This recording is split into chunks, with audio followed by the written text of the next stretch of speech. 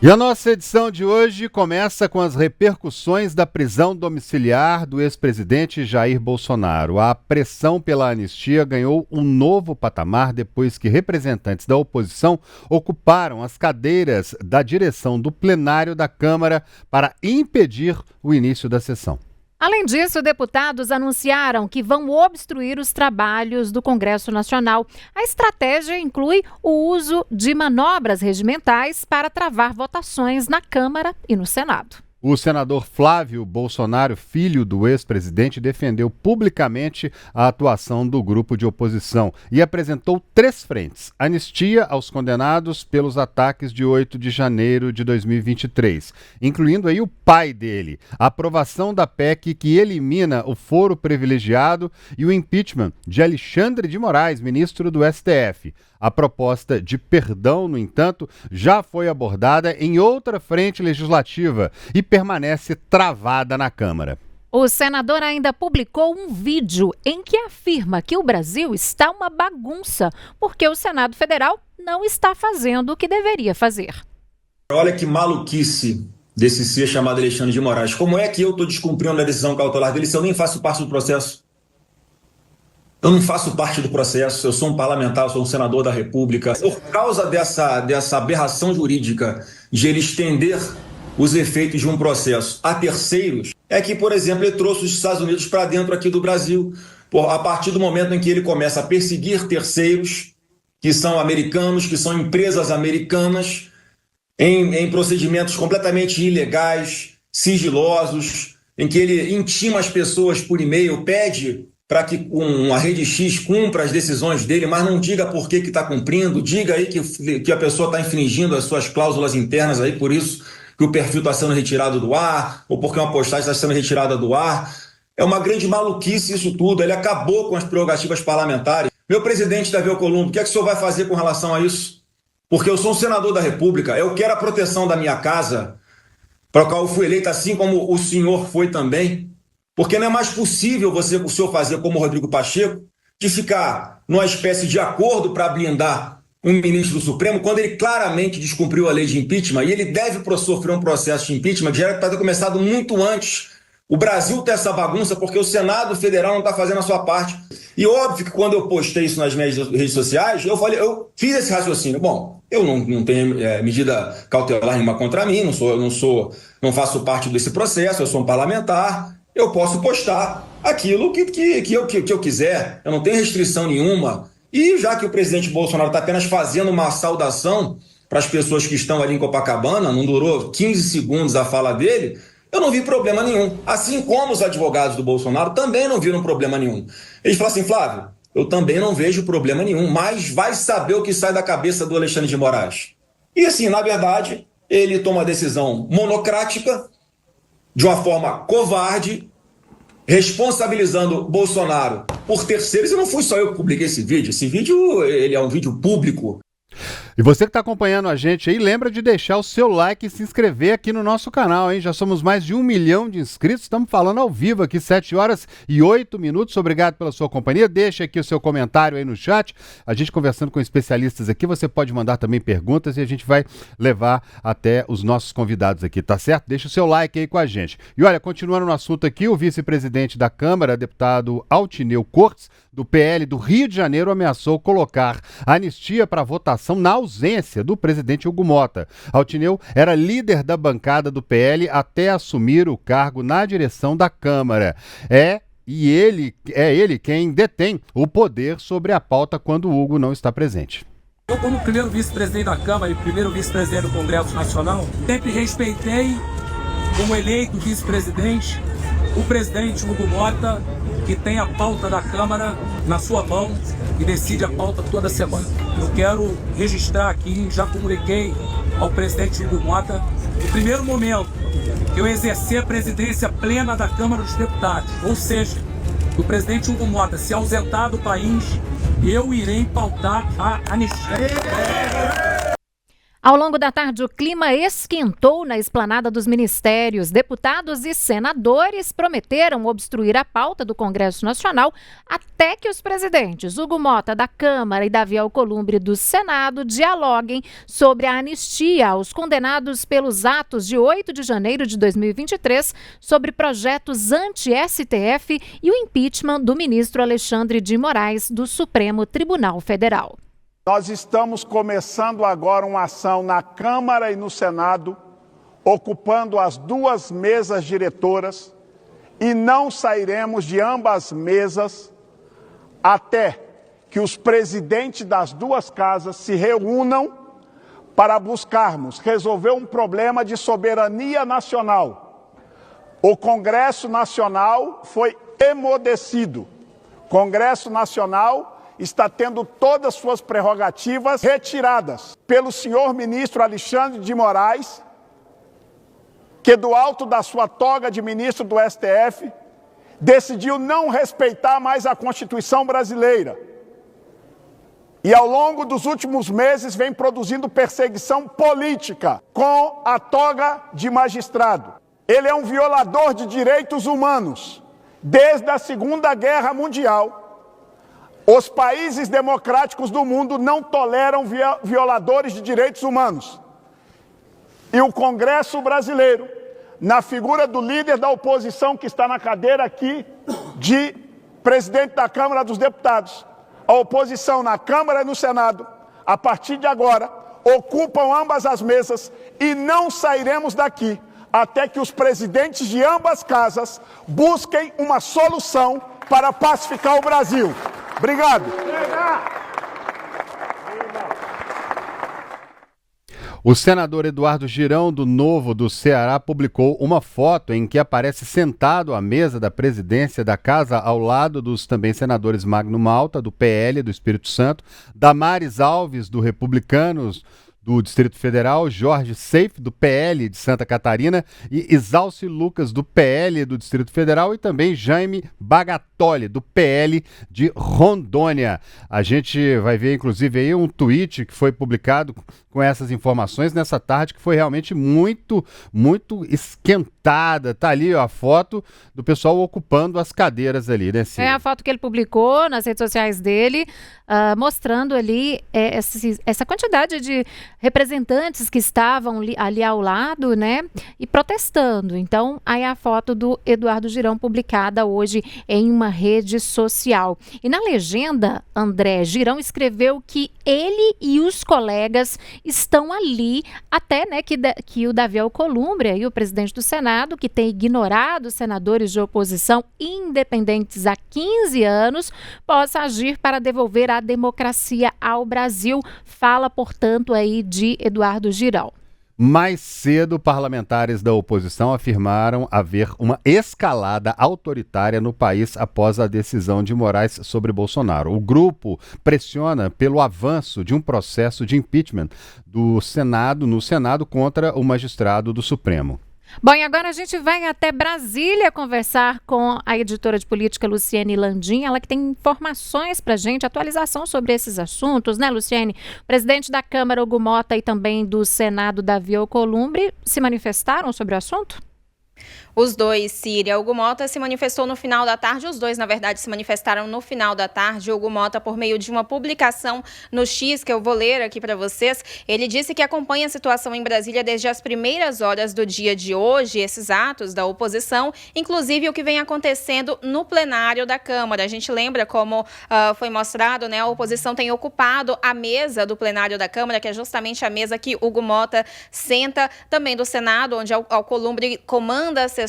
Motta também disse que determinou o encerramento da sessão de hoje, que amanhã vai chamar reunião de líderes partidários para tratar sobre a pauta, que, segundo ele, sempre deve ser definida com base no diálogo e no respeito institucional.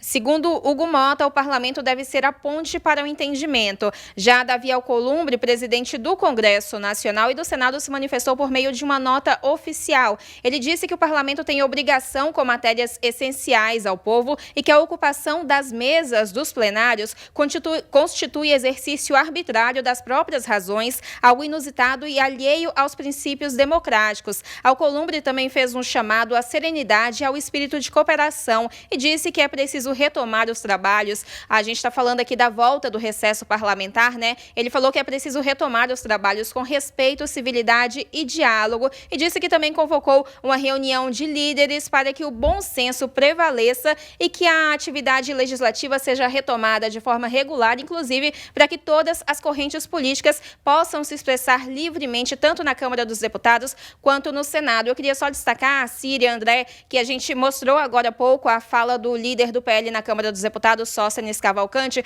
mas ele voltou a falar agora há pouco, a nossa repórter Lara Alves acompanhou, e ele disse que a oposição não vai sair dos plenários, tanto do plenário da Câmara quanto do Senado, enquanto Hugo Mota e Alcolumbre não decidirem receber a oposição para uma reunião que tem aí uma solução, um caminho que interesse à oposição. Inclusive, durante essa ocupação, eles definiram estratégia de escala para a ocupação desses locais no plenário, inclusive escala que vai ser seguida durante a madrugada. E a previsão é que amanhã a oposição volte a se reunir com quórum máximo nos plenários, justamente para pressionar por essas pautas que tem aí, inclusive, a anistia como mote. Síria, André.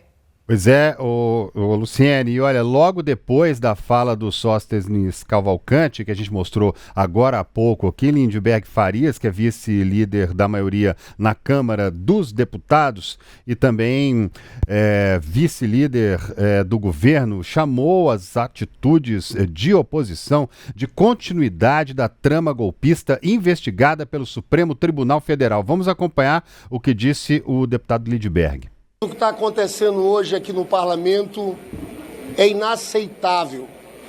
Ninguém pode parar pela força a atividade parlamentar, os trabalhos legislativos. É uma continuidade desse processo de golpe. Isso aqui é mais um ataque às instituições. Teve 8 de janeiro e parece que eles continuam com a mesma linha de atacar todas as instituições, de fazer um movimento que só tem um objetivo: tentar livrar a cara do Bolsonaro. É uma chantagem contra o país.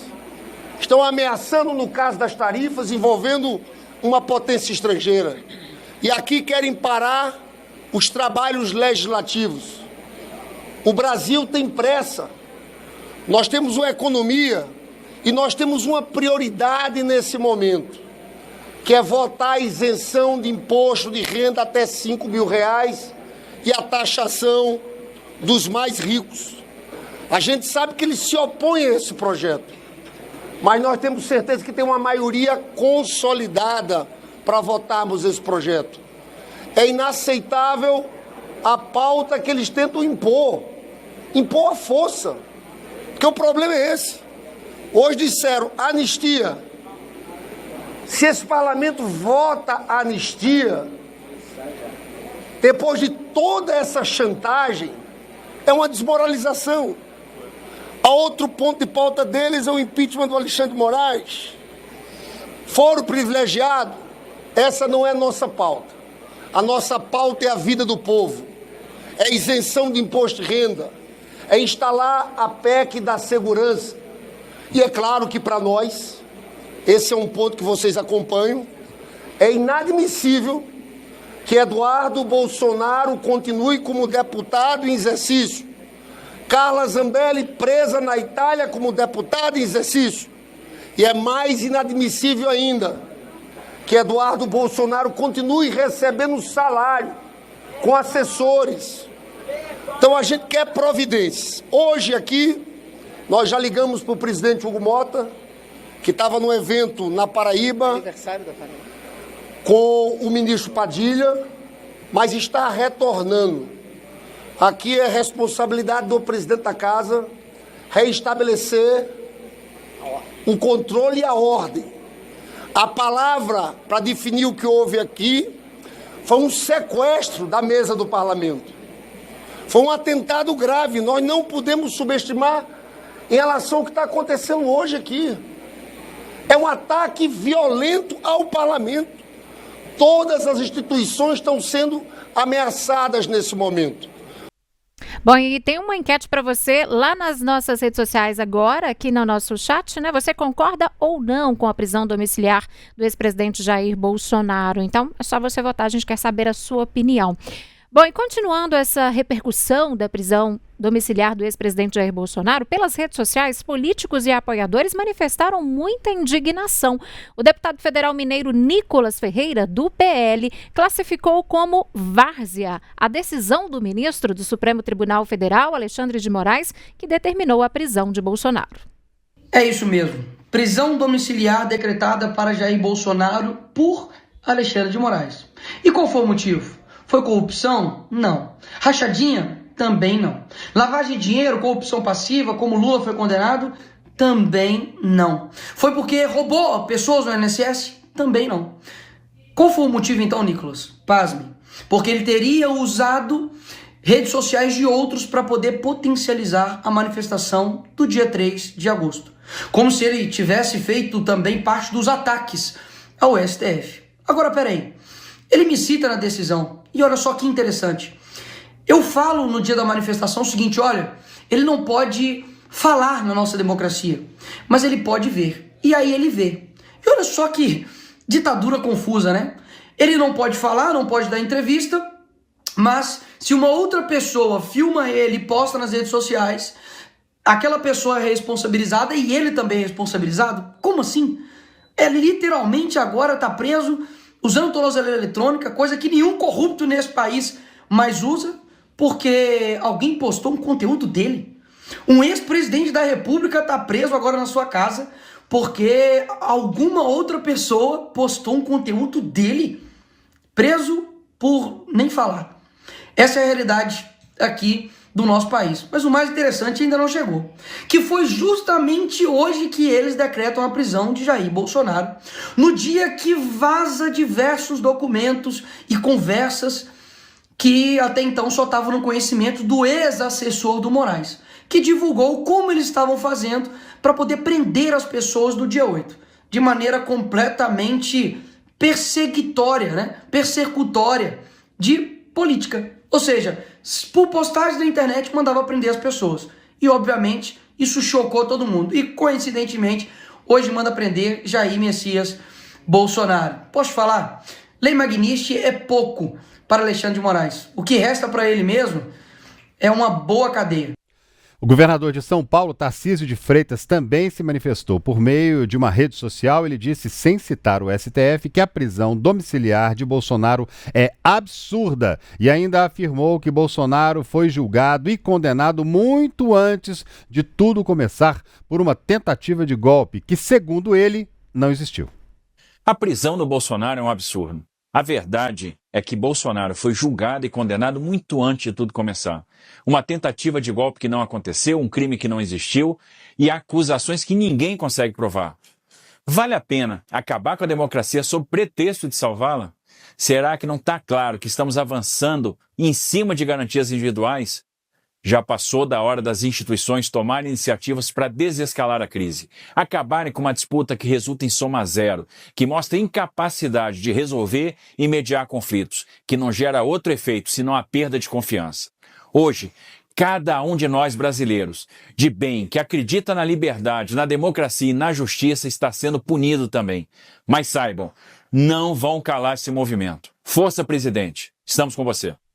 Os governadores Romeu Zema, do Novo, de Minas Gerais, Ronaldo Caiado, do União, de Goiás, Eduardo Leite, do PSDB do Rio Grande do Sul, Ratinho Júnior, do PSD do Paraná, manifestaram apoio ao ex-chefe do Executivo após a prisão domiciliar ser decretada nesta segunda-feira pelo ministro Alexandre de Moraes, do Supremo Tribunal Federal.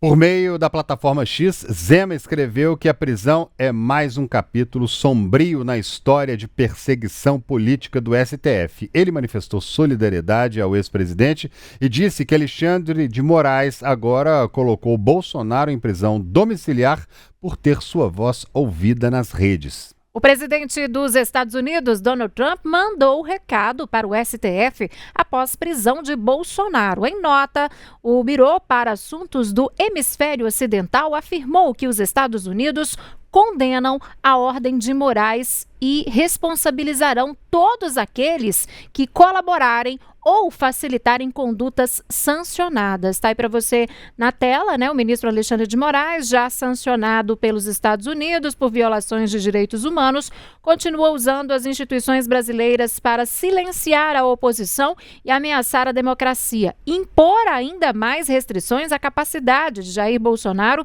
de se defender publicamente. Não é um serviço público. Deixem Bolsonaro falar. Os Estados Unidos condenam a Ordem de Moraes, que impôs prisão domiciliar a Bolsonaro, e responsabilizarão todos aqueles que colaborarem ou facilitarem condutas sancionadas, diz aí o publicado, portanto. Na prática, Trump antecipa que ministros do Supremo que votarem por validar a prisão de Bolsonaro serão punidos na mesma linha de Moraes, que foi alvo da Lei Magnitsky. Mas aí um levantamento da Quest divulgado hoje mostra aí a reação dos brasileiros pelas redes sociais sobre a prisão domiciliar do ex-presidente Jair Bolsonaro. Segundo esse levantamento, há uma divisão com leve maioria favorável à prisão domiciliar de Bolsonaro. Os dados dizem, portanto, desta pesquisa, 53% das postagens apoiavam a medida, já 47% eram contrárias. De acordo com a Quest, a repercussão foi marcada por forte polarização com discursos de comemoração por parte de críticos do ex-presidente e alegações de abuso de poder e perseguição política por parte de apoiadores. O Instituto analisou cerca de 1.200.000 menções sobre Bolsonaro e o decreto de prisão domiciliar desde o anúncio da decisão de Alexandre de Moraes. O debate, segundo a pesquisa, se intensificou rapidamente, revelando um alto grau de mobilização e engajamento nas redes, com 51 mil menções por hora.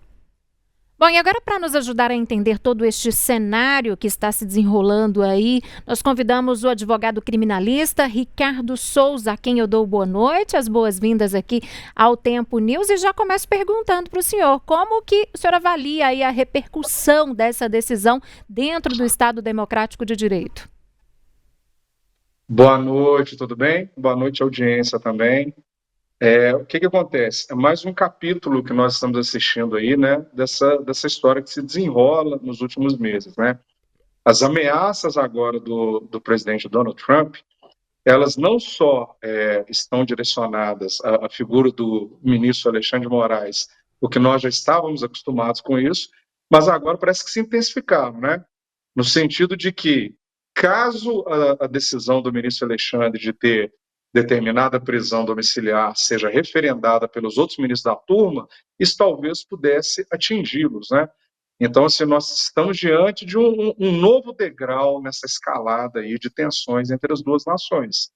Eu acho que a grande questão que nós devemos considerar aí é o fato de que, primeiramente, a exigência do ministro, do presidente Donald Trump, relativa ao governo brasileiro, ela é simplesmente inexequível. Por que inexequível? Não há, primeiramente, como o Poder Executivo interferir no Poder Judiciário, porque a nossa Constituição é baseada na independência dos poderes, e mais do que isso, não há como, de forma casuística, um processo de investigação em andamento ser separado, ser anulado, quer ser por interferência de um outro poder, quer ser, pior ainda, por interferência de uma nação estrangeira. Caso isso fosse possível, nós estaríamos colocando o nosso Estado de Direito ao chão. Então, seria desconsiderar toda a justiça brasileira. Então, é uma exigência que não há como ser cumprida. Então, a tendência da primeira turma, ao apreciar, né, essa nova medida cautelar que foi da prisão preventiva, como foi no caso das primeiras medidas cautelares, principal delas foi a tornozeleira, é de, pelo menos por sua maioria, validar o que foi decidido pelo ministro Alexandre de Moraes. Então, em que pese estamos diante de mais um capítulo complicado, teremos que aguardar as cenas dos próximos capítulos com relação a essa escalada. Se vai ficar no campo da bravata ou se realmente vão ser tomadas outras medidas contra os ministros. Mas é um caso, é uma situação realmente única na história do Brasil. como outros analistas aí, eu entendo, inclusive, eu não me recordo de um outro momento em que a soberania nacional tenha sido tão vilipendiada de forma direta, de forma expressa, como a gente está vendo agora. Agora, quais são os riscos reais que o senhor acredita que a gente corre nesse momento aí de tanta turbulência, essa interferência interna, que o senhor disse, inclusive, que não se lembra, eu também não me lembro, de um outro momento na história do país em que tenha acontecido um ataque tão frontal dessa maneira e tão descarado assim à soberania do nosso país, exatamente isso, né? O que acontece, né? Nós temos duas possibilidades, né? Ou os ministros se acovardam e não julgam em razão das ameaças, ou eles julgam conforme seus entendimentos, independente das ameaças, né? Na verdade, a bola da vez ela vai estar na mão do governo norte-americano. E como já foi feito com o ministro Alexandre de Moraes, eu acredito que a chance é muitíssimo grande de que a Lei Magnitsky, Lei Geral Magnitsky, seja utilizada também contra os demais ministros, o que realmente é uma situação muitíssimo complicada do ponto de vista das relações internacionais. E mesmo a que já foi tomada em função do ministro Alexandre de Moraes, ela já tem enfrentado mundialmente grandes críticas. Eu chamo a atenção para uma crítica em especial, que nós devemos ter bastante consideração por ela, que é do William Browder, né? William Browder, ele era o investidor, era o maior investidor estrangeiro na Rússia nos anos 2000, e por cobranças de propina, de questões de corrupção, ele denunciou essa corrupção que acontecia na Rússia por meio de seu advogado, né, que era o Sergei Magnitsky, e em razão dessas denúncias, o advogado dele foi preso, foi torturado, isso no ano de 2009, e morreu na cadeia deixando 2 filhos. A lei foi criada em razão dessa situação.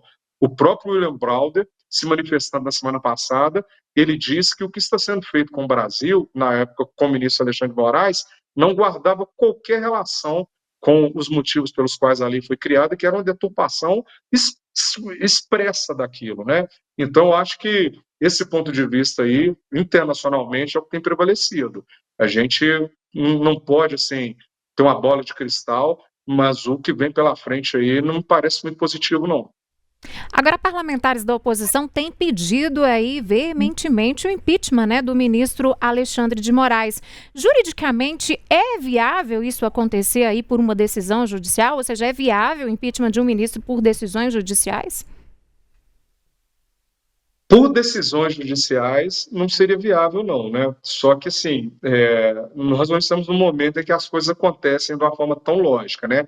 Sempre que me perguntam a respeito dessa possibilidade, o quanto fazem menção a essa questão do impeachment do Alexandre de Moraes, eu sempre chamo atenção para que se tenha muito cuidado com relação a isso. Geralmente não se aponta qual o crime, porque para que haja um impeachment, é necessário que aconteça o crime de responsabilidade daquela autoridade. Qual o crime? Qual seria o ato concreto que ele teria cometido para que se justificasse a tramitação de um impeachment? Pedidos de impeachment há as dezenas, isso não tem como impedir. Mas eu não vejo, do ponto de vista técnico, do ponto de vista prático, nenhuma ação dele direta que pudesse ser caracterizada como um ato que justificasse o impedimento do ministro. E digo mais, ele está utilizando como modus operandi a submissão das suas decisões ou a validação da turma, em alguns casos até a do pleno, como foi das últimas medidas acautelatórias. Então, aquelas decisões que são do ministro, depois são futuramente validadas pelos outros ministros, pelo ministro relator, né, depois pelos demais julgadores. Como é que ficaria isso? Então, realmente, é uma situação muito complicada. A oposição ela tem o direito de defender os seus pontos de vista, tem o direito de se manifestar, de se expressar, mas, do ponto de vista técnico, é preciso que tenhamos seriedade e tenhamos bastante cuidado. Não vejo, até hoje, ninguém apontou uma situação clara que pudesse justificar tal ato. Agora, nesse momento em que a gente pode dizer que a febre está aí chegando ou ultrapassando os 40 graus, como disse recentemente o presidente da República, Luiz Inácio Lula da Silva, é uma pergunta absolutamente aleatória, assim, mas imaginar, não seria um momento de talvez revisar quem está comandando todo esse processo para não ficar tudo na mão de uma pessoa só e ser sempre, até a gente para noticiar, é sempre por decisão de Alexandre de Moraes, por decisão do ministro do STF, Alexandre de Moraes. Alexandre de Moraes.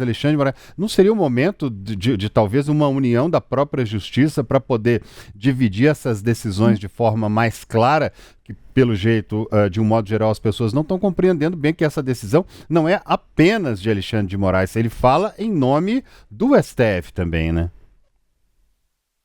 Sim, André, a sua leitura, André, ela é muitíssimo pertinente e é uma situação que às vezes gera incômodo realmente, né? E a gente vê também se repetir todos os dias, não, porque fica tudo com Alexandre, é tudo Alexandre.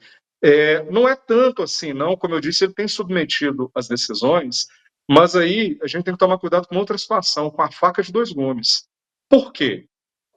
Tudo o que está acontecendo está baseado ou na Constituição, na legislação específica também, mas também no regimento do STF.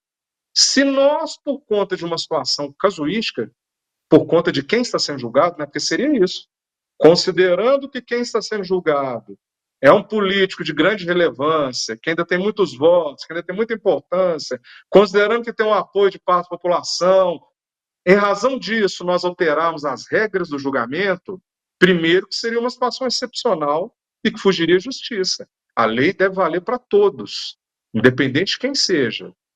Segundo lugar, é que tal situação, aí sim, plantaria uma possível nulidade que seria levantada lá na frente, você não tenha dúvida. Você não tenha dúvida. Se mudasse o rito agora, por conta de uma situação dessas que não está baseada na lei, não está prevista na lei, em razão, não, porque o julgamento é muito importante, então vamos submeter ao pleno. Mas o tribunal já mudou o ordenamento dele, o regulamento dele, para que fosse possível julgar as questões criminais pelas turmas. Aí a gente muda isso aqui agora, é caso patente de nulidade lá na frente. Então, assim, se pular da frigideira, a gente cai na fogueira. Não tem muito para onde tergiversar, não. Olá, doutor, boa noite. O senhor falou bastante. Boa noite. O senhor falou bastante sobre as decisões do ministro Alexandre de Moraes, que têm sido referendadas pelos colegiados do STF, né, às vezes pelo plenário virtual, às vezes até pela primeira turma. Não foi o caso dessa decisão assinada ontem de prisão domiciliar ao ex-presidente Jair Bolsonaro. Isso causa algum tipo de prejuízo de caráter jurídico à decisão, ou ela segue com fundamentos que têm uma segurança jurídica para que ela seja mantida, para que essa decisão seja mantida? Excelente pergunta. E, na verdade, o que acontece?